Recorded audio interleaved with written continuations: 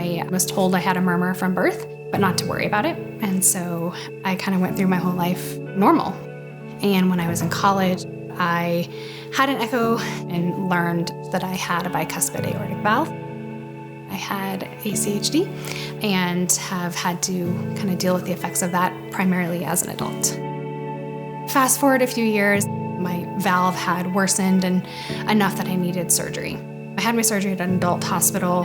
The doctors had recommended that I try to find an adult congenital heart program, and that's where I was connected with the program between University of Colorado and Children's Hospital. I actually was introduced to Dr. Khanna.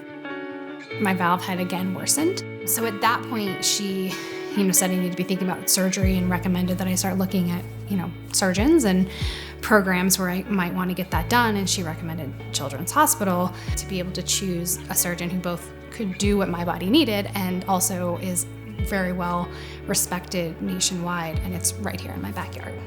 So it was an easy decision for me. I had the first experience. And one of the things I learned as a patient was to really speak up for myself. And so I expressed concerns to them. One of the things that I think was so valuable about the preparation with Children's was how receptive everyone was to those concerns.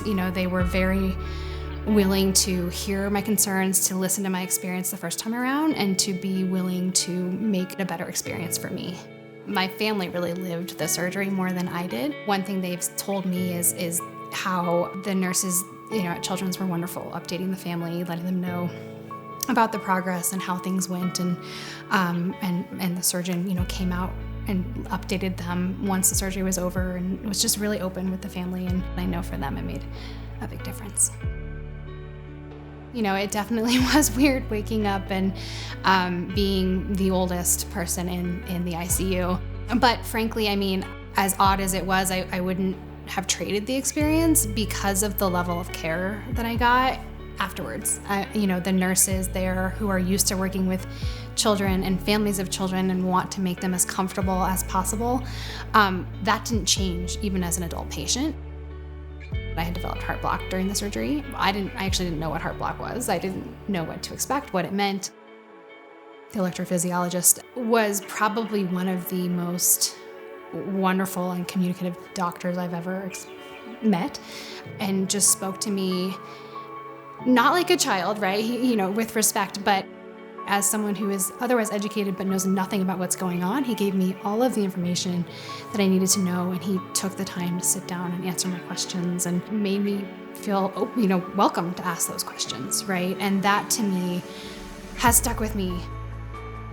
I now just see Dr. Khanna once a year for my annual checkups and echo. I think it's important just to have that routine care to make sure everything's normal, not progressing any faster than it should, because it can progress quickly, right? I saw that myself. Anyone with, an adult congenital heart disease needs to maintain that just to make sure that everything looks good. So now I am about 3 years out from my last surgery. And I will tell you, there are days that go by where I forget that I have a heart condition. I have a 5-year-old daughter. I'm coaching her soccer team. I am able to run around with her and play soccer myself.